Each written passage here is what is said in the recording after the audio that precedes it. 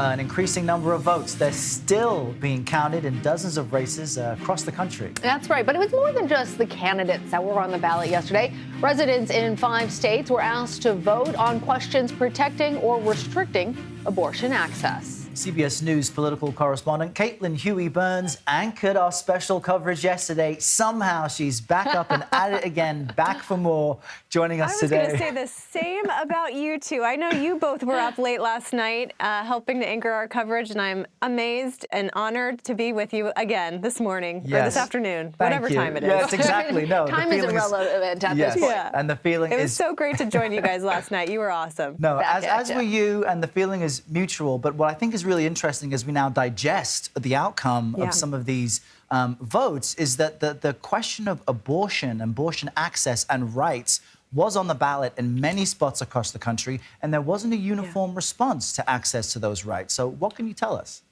Yeah, Errol, it's really interesting, and I know you and Lana were kind of tracking what the pulse of the country was last night as we were getting some of these results and exit polls in. The biggest question heading into this midterm was how the issue of abortion access shifted the dynamics in the midterms, and did it do enough to get Democrats out to the polls? And I think we're, assessing some of the data here, but I think a good way to kind of look at that is through these ballot measures. So you had 5 ballot measures across the country, 3 of them in Vermont, California, and Michigan were to essentially preserve abortion rights in the state constitution. And then in Kentucky and in Montana, they were measures to essentially do the opposite. They were measures to, lessen abortion access.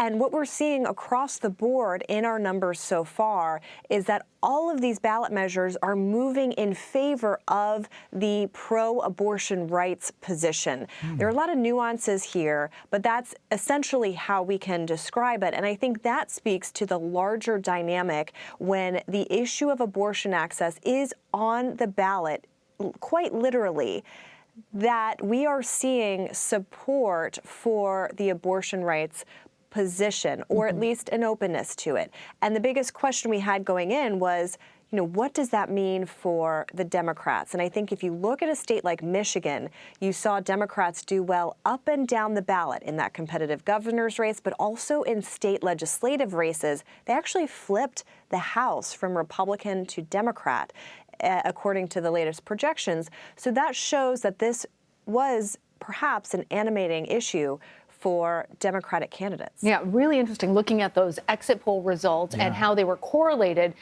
between those states that had the question of abortion rights access on the ballot and how Democrats did and how Democrats were able to turn out their base. With all of that, we're now still looking at a House that is divided, a Senate that's hanging in the balance. Caitlin, what can you tell us about the latest on any of those battleground races? Yeah, things still feel pretty unsettled right now. The latest projections for the House are that Republicans will take over, but what is the number? How big would that margin be?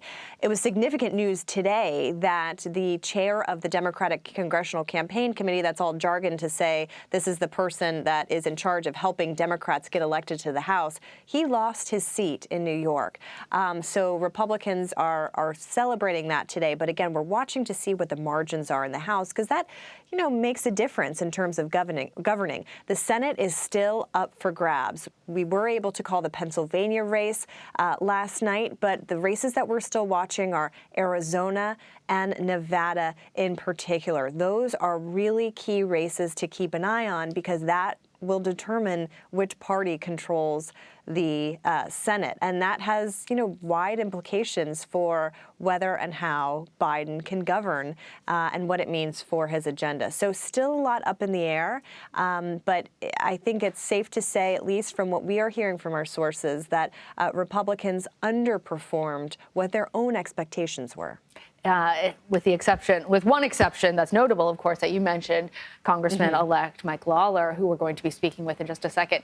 Caitlin, thank you. We're going to see you coming up tonight on Red and Blue at 5 p.m. Eastern. Your work, it seems like, is never done. Thank you, Caitlin.